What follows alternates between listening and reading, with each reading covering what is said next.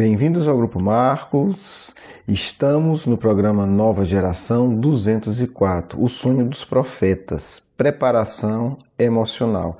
Vamos estudar agora a última parte da questão 402, né? Onde os espíritos, e aí eu já estou aqui nos dois últimos parágrafos, vão dizer o seguinte: dentre em pouco vereis popularizar-se uma outra espécie de sonhos. Ela é tão antiga quanto a que conheceis, mas a ignorais. O sonho de Joana, o sonho de Jacó, o sonho dos profetas e de alguns adivinhos indianos. Este sonho é a lembrança da alma inteiramente desligada do corpo, a recordação dessa segunda vida de que vos falamos há pouco. Nada de novo, né? Porque a gente lembra que o próprio Cristo, quando na terra, disse: no fim dos tempos, vossos filhos e vossas filhas profetizarão, vossos velhos terão visões e terão sonhos. O que é isso aqui, gente? Espiritualização é algo prático. Espiritualização é algo experiencial. Falando de uma maneira mais fácil, eu e você nos espiritualizamos à medida em que buscamos experiências que nos transformem. O que os espíritos estão dizendo aqui é que é necessário ter experiências iniciáticas, né? Como também falou Leon Denis. Não adianta. Porque a partir de hoje eu vou ser um ser iluminado. Não me venha com essa conversa, porque eu frequento o centro espírita, agora eu evoluí. Não funciona assim. A frequência do centro espírita é a base, é muito importante, ou de qualquer outra igreja, né, que se busca espiritualização verdadeira. Mas não é, o que eu quero dizer é o seguinte: não é fazer parte de um grupo social que vai se traduzir num processo de espiritualização. O grupo pode ser apoio também, como pode ser obstáculo. O que é que importa? Experiência. O resto, desculpa o termo, é conversa fiada, é ilusão. Como diria o Eclesiastes, é vaidade. Então a gente vê no nosso comportamento uma série de tipos de suposta e falsa espiritualidade. Porque eu sou querido, porque eu sou famoso, porque eu conheço gente importante no movimento espírita ou em qualquer outro movimento religioso, porque eu decorei o livro do fulano e do Beltrano, porque eu falo difícil, porque... enfim, tolice. A gente precisa viver experiências que nos espiritualizem. Por isso o Cristo fala que no final dos tempos nós teremos uma série de experiências espiritualizadoras, porque são elas que vão mexer com o nosso íntimo. São elas que vão revolver em intensidade as nossas emoções, purificando-as. Tá certo? Então os espíritos dizem aqui: vocês vão ter em breve o que na verdade é muito antigo. São essas experiências que vão transformar a nossa vida. Por exemplo, uma experiência que se assemelha, não é a mesma coisa, mas se assemelha, a experiência de quase morte. As pessoas que viveram a experiência de quase morte, elas alteram a forma de olhar a vida. É isso que o Cristo quer da gente. Não é que a gente fale bonito, que a gente fale torto, que a gente fale esquisito, que a gente mude o tom da voz, que a gente adquira 30 mil tipos de trejeitos os mais esquisitos possíveis. Não é isso. Precisamos nos transformar em profundidade. E experiências espiritualizadoras nos ajudam poderosamente. Ok. E é bonito esse parágrafo, porque ele vai dizer o sonho, né, de Joana, até onde eu saiba, se refere aqui a Joana d'Arc, mas aí precisaria estudar mais. O sonho de Jacó, vamos já falar dele, é bastante conhecido. O sonho dos profetas judeus, e de alguns adivinhos indianos. Assim, é uma frase que é um rasgo de luz porque ela abre. O que é que eles estão dizendo? Não é só a Bíblia, não é só o Evangelho. Estamos falando de experiências de espíritos que buscam espiritualização séria. Você vai encontrar esse povo na Índia, você vai encontrar esse povo entre os hebreus, você vai encontrar esse povo em todo canto. Esses sonhos... E que sonho é esse? É a lembrança lúcida de um espírito desligado do corpo. E isso pode ser feito propositalmente, por algo que a gente vai estudar um pouquinho lá na frente, ainda nessa parte, chamado sonambulismo. Hoje a gente vai pegar um aspecto bem específico. Preparação emocional para esse tipo de experiência. Porque a gente precisa, pelo amor de Deus, pelo menos no movimento espírita, parar com essa atitude que beira a preguiça e a covardia. Ah, mas eu não tenho. Sim, não tem que ir atrás, lei do trabalho. Então essas experiências, elas precisam ser cultivadas, elas precisam ser buscadas com seriedade. Nós temos todo esse potencial em semente, mas a gente tem que remover a terra, tem que plantar, tem que zelar, tem que proteger para a semente nascer, tem que esperar para depois ter o fruto. Por que que com as coisas espirituais nós somos negligentes? Ah, se der, deu. Se acontecer, aconteceu. É assim que você age na sua vida profissional? Tem certeza? É assim que nós conseguimos colher fruto da terra desde que nós estamos nesse planeta? Ah, se der, eu vou ficar aqui. Se nascer aqui uma espiga de milho, ótimo. É assim que funciona? Por que que com as coisas espirituais a gente tem que ser negligente? Essa é a questão. Não, se aparecer, se acontecer, ótimo. Se não, tudo bem. Não é assim. A negligência não traz bons frutos em nenhum setor da vida. Por que que a negligência traria bons frutos no setor mais precioso da vida, que é o espiritual? Meu amigo, se você negligencia a sua relação com seus familiares, com os espíritos afins, elas se enfraquecem e até se perdem. Agora, nós devemos nos dar o luxo, entre aspas, de negligenciar a nossa relação com o mais alto. Nós achamos que é sabedoria negligenciar a nossa relação com Deus. Não é. Vamos ver aqui. Eu vou correr, como sempre, um pouco por conta do tempo, mas assim, a gente vai começar e no próximo programa a gente continua, porque é uma história fantástica. Uma história de um grande sonhador. Esse grande sonhador se chama José. Um belíssimo personagem do Antigo Testamento, do Velho Testamento ou da Torá. Vamos chamar como melhor prover ao nosso coração. Se chama José, o José do Egito. Só para situar aqui a situação, de onde é que José está no meio da história toda do Antigo Testamento. Literariamente, o Antigo Testamento começa com um personagem fantástico, chamado Abraão, que é situado em torno de 2000 anos antes de Jesus. Abraão vivia no seu povo, é convocado por Deus para criar um novo povo, uma nova fé. Certo?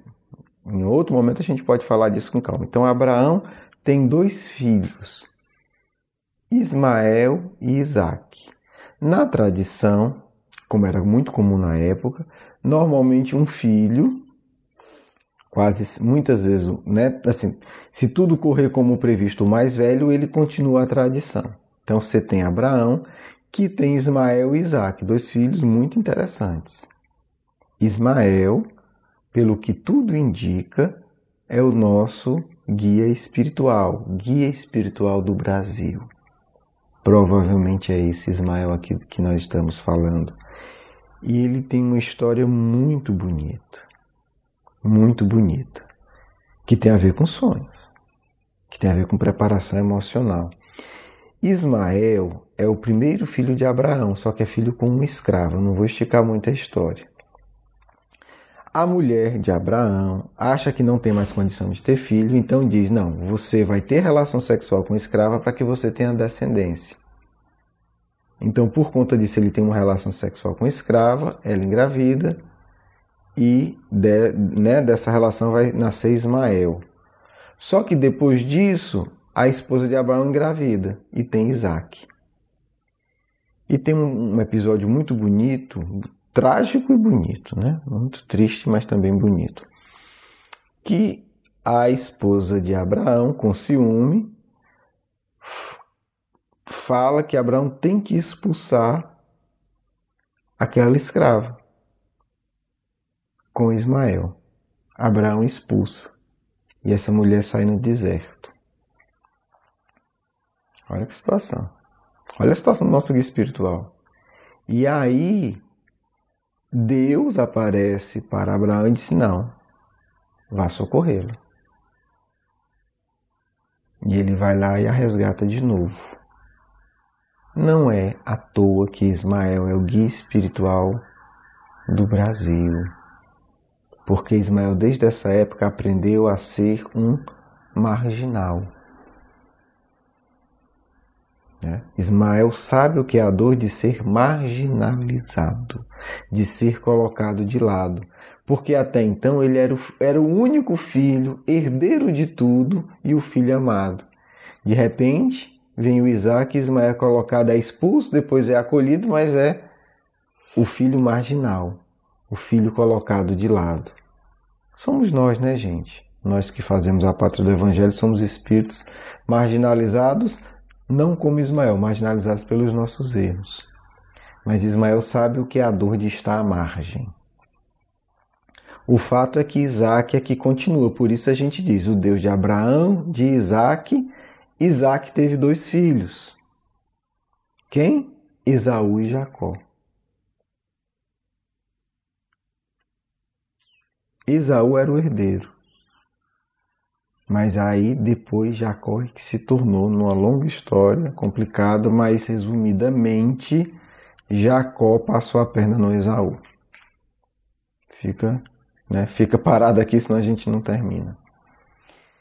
E Jacó, Deus de Abraão, Isaac e Jacó. José é filho de Jacó. E José tem 11 irmãos. José é o mais novo dos 11. Então, assim, está longe de ter qualquer direito. Mas era o filho mais amado por Jacó. E aí, nós vamos ver 2 lições dadas por Ismael e por José. Ismael, já falei. Você imagina a capacidade de perdão desse espírito. De conviver com uma outra criança, com um irmão mais novo, na época ser mais velho significava muito, olhar para aquele irmão, Ismael olhar para Isaac, ver que Isaac tomou tudo, inclusive a atenção do pai, inclusive a herança, que era dele até Isaac nascer, inclusive o lugar de importância que ele tinha, e ainda assim não odiar. José vai viver algo muito parecido. José é um sonhador. E desde criança tem muitos sonhos. Está registrado no Gênesis bíblico. No capítulo 37, algo muito interessante. E aqui já vai abrir um outro universo para a gente. Olha o que é que diz o verso 9. Já tinha tido um sonho, aqui o verso 9 já vai dar outro. Depois, José teve outro sonho e contou aos seus irmãos. Tive outro sonho, e desta vez o sol, a lua e 11 estrelas se curvavam diante de mim. Fantástico, né? Olha que bonito. A gente acha que a interpretação de sonho não tem nada a ver com o espiritismo. É porque a gente não conhece o Eurípides. E a gente nunca ouviu nenhum dos sonhos que Eurípides interpretava junto com a Dona Amália. Era desse nível aqui.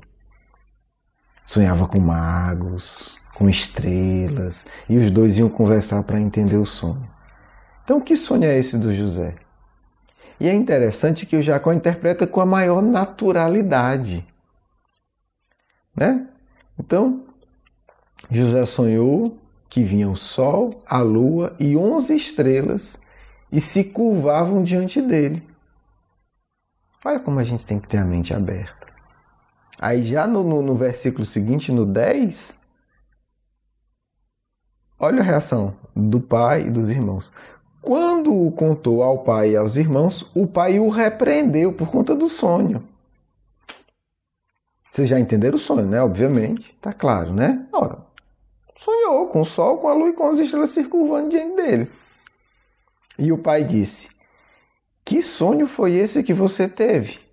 Repreendendo. E aqui já vem a interpretação. Será que eu, sua mãe e seus irmãos viríamos a nos curvar até o chão diante de você? Assim, seus irmãos tiveram ciúme dele. O pai, no entanto, refletia naquilo. Porque o pai sabia que José era verdadeiro, não estava mentindo. José tinha um psiquismo e um coração aberto. Olha onde é que a gente está caminhando. Vamos lá, rapidamente. Que sonho é esse? É o sonho dos símbolos. Então, o que é importante para a gente entender nesse encontro? Isso aqui vai continuar no próximo. A história de José vai continuar no próximo encontro.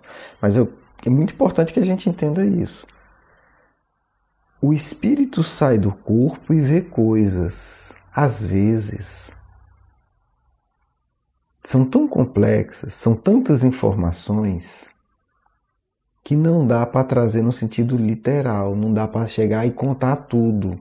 Porque aí cada dia você vai ter que escrever 3 livros. Então o que o José está contando aqui é o que ele viu fora do corpo de uma forma simbólica. Não caia na ilusão de que o símbolo é uma coisa antiga de povos atrasados.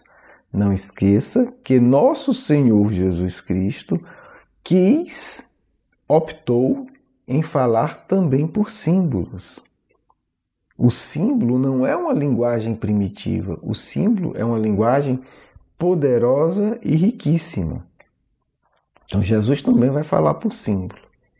O que Kardec vem fazer é nos ensinar, nos colocar num patamar melhor para que a gente entenda os símbolos.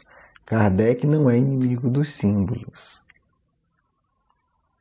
Por que é que eu estou dizendo isso? Porque o primeiro livro é ditado pelo senhor Allan Kardec no começo, antes de qualquer coisa, o que é que ele coloca? Um símbolo. Então, por favor, se você é espírita, se você ama o espiritismo, não diga que o espiritismo é contra os símbolos. Porque antes de qualquer palavra, Kardec inicia a obra espírita que inaugura o espiritismo no mundo com um símbolo. Com o símbolo de uma parreira, de um pé de uva. Depois ele interpreta o símbolo. E a última obra de Kardec, chamada A Gênese, Kardec vai estudar os símbolos, inclusive o símbolo de Adão e Eva. Olha que interessante. Então hoje a gente só preparou vocês, né? Por isso o título. A preparação emocional para a gente ter o próximo encontro. Então, a primeira preparação emocional é entender o valor, a importância da linguagem dos símbolos, para que a gente possa entender o sonho dos profetas, o sonho de alguns adivinhos indianos, como diz o Livro dos Espíritos, os sonhos que voltarão a acontecer em abundância, anunciados por Jesus. Espero que vocês tenham gostado. Vamos agora para a nossa segunda parte.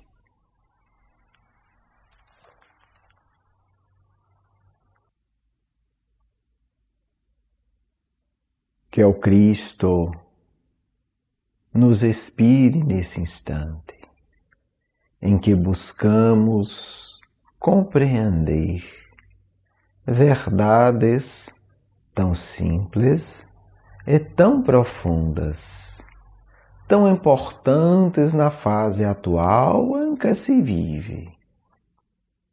Para muitos de vocês, uma compreensão indispensável para que possam ter verdadeiro crescimento espiritual. Meus filhos, a verdade é uma só. Deus vos ama e o Pai criou milhares de diferentes linguagens para que a fraternidade se expressasse da forma mais adequada para cada nível espiritual. Não poderemos crescer além do patamar em que estamos na Terra, se não entendermos a importância da linguagem simbólica, porque o símbolo transmite coisas que a palavra objetiva, direta e seca é incapaz de fazer. Quem de vocês não se comove com o símbolo da cruz?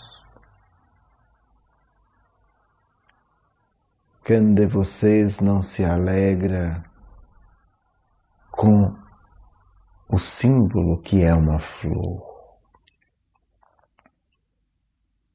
Se vocês entenderam isso, devem abrir os seus corações para dialogar com os símbolos, porque a cruz é o símbolo deixado pelo Mestre e a flor é o símbolo de Deus para o mundo, da natureza. Quero dizer com isso, tanto a natureza quanto os seres humanos e os anjos lidam com a comunicação por meio dos símbolos. Que seria você se não estivesse lidando também com símbolos? Meus filhos amados, movimento espírita muito perde, achando que Kardec não queria saber de símbolos, mas a verdade é que muitos são incapazes de abrir o coração e por isso não conseguem lidar com símbolos e usam uma interpretação distorcida para justificar a própria limitação emocional. Dizem: isso é confuso, isso não interessa. Mas, filhos, se vocês não aderirem plenamente ao símbolo da cruz, nunca terão redenção espiritual. Nunca. Se vocês não compreenderem que precisam desenvolver a mansuetude do carneiro, nunca terão paz. Mas, filhos, se vocês não aceitarem que nos primeiros séculos o peixe era o símbolo do Cristo e dos cristãos, nunca compreenderão a linguagem do Novo Testamento. Filhos, não se pode crescer espiritualmente negando-se a vivenciar as lições da vida e da própria natureza. Ora, por que o Cristo apelidava Pedro de pedra? Por que o Cristo chamava João de trovão? Nunca pensaram nisso? Filhos, há muito a aprender com os símbolos, com a relação entre as expressões externas da vida e a vida espiritual profunda, íntima dentro de cada um de nós.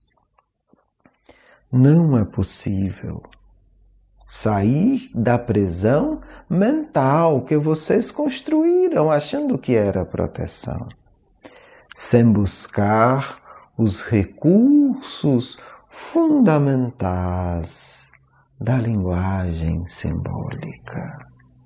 Falo hoje muito didaticamente porque sei que isso vai chocar o coração de vocês, acostumados a ouvir. Kardec era direto e objetivo. Claro, os símbolos também o são.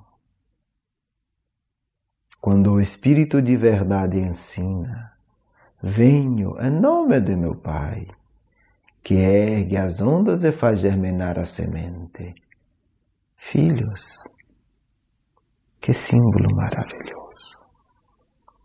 Não conseguiremos falar uma linguagem espiritual elevada se não nos dispusermos a compreender os símbolos do cristianismo. Porque, se vocês não sabem, entendam. A palavra Christos é um símbolo maravilhoso que vocês deviam buscar compreender mais. Que vocês fiquem em muita paz do amigo espiritual da sempre. Quero agradecer o seu carinho, a sua atenção e para conhecer mais do nosso curso Educação Espírita, um convite à juventude, do nosso programa Nova Geração e os nossos livros, por favor visite o nosso blog grupomarcos.com.br. Você é muito bem-vindo. Um grande abraço.